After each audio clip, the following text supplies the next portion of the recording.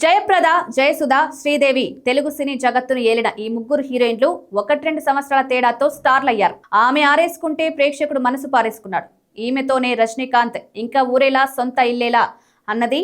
కమల్ హాసన్ కళ మద్యపు మురుక్కాలవలో పారుతుంటే ఈమె కదూ దాన్ని సాగర సంగమం చేయించింది.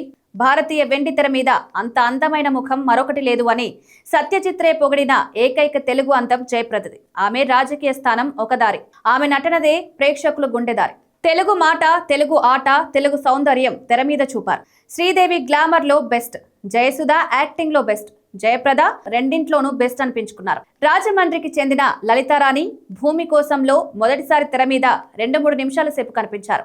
ఒక పాట మధ్యలో ఒక వితంతువు తనను చేరబట్టే కామందును హతమారుస్తుంది. ఆ వితంతువు జయప్రద. మొట్టమొదటి వేషం అలాంటిది ఎవరు వేయరు, కానీ జయప్రద వేశారు. ఆ సినిమాలోనే పేరు మార్చుకొని అప్పట్లో జయా ట్రెండ్ నడుస్తున్నందున జయప్రదగా మారారు. ఆమె పెదవి మీద పుట్టుమచ్చ ఉంటుంది. వెండితెర మీద ఒక అందమైన పుట్టుమచ్చగా ఆమె ప్రేక్షకులకు నచ్చింది. తరం మారుతున్నప్పుడు కొత్త తరం వస్తుంది. వాణిశ్రీ, లక్ష్మి, మంజుల, లత వీరు సీనియర్లు అవుతున్న కొద్దీ కొత్త వాళ్ళు కావాల్సి వచ్చారు. జయప్రద ఆ సమయంలోనే మద్రాసులో అడుగుపెట్టారు. ఏకంగా కె బాలచందర్ దృష్టిలో పడ్డారు. ఆమె తమిళంలో తీసిన అవల్ ఒరు తోడర్ కథైలో సుజాత చేసిన పాత్రను జయప్రదకు ఆఫర్ చేశారాయన. సుజాతకు అప్పటికి తెలుగు రాదు. అచ్చ తెలుగు అమ్మాయి ఉంటేనే బాగుంటుందని బాలచందర్ ఆలోచన. అందుకు జయప్రద సరైందని ఆయన భావించారు. ఒక మధ్యతరగతి గంపెడు సంసారాన్ని తన భుజాల మీద మోసే, తన కన్నలను చిదిమేసుకుని కుటుంబం కోసం బతికే ఒక సగటు ఆడపిల్ల కథ ఇది. దాని బరువు ఎక్కువ. జయప్రదది ఆ సమయానికి చిన్న వయసు, కానీ ఆమె ఆ పాత్రను అర్థం చేసుకుని పోషించడంలో, ఒక్క క్యారెక్టర్లోనే ప్రేమ, కోపం, ఆర్తి, అసహనం చూపడంతో జయప్రద స్టార్ అయ్యారు. ఆ సినిమానే తెలుగులో రజనీకాంత్ కూడా తొలి సినిమా. ఆ సినిమాలో దేవుడే ఇచ్చాడు వీధి ఒకటి పాట యేసుదాస్ కు, జయప్రదకు, రజనీకాంత్ కు నేటికి మిగిలిపోయింది.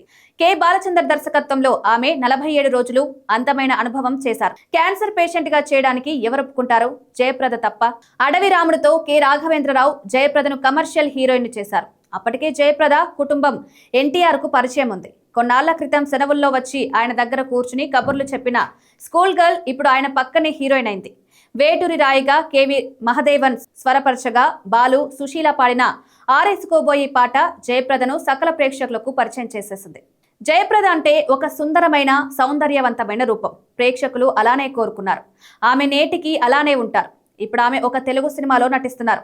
మరోసారి జయప్రదంగా మన ముందుకు రావాలని కోరుకుందాం.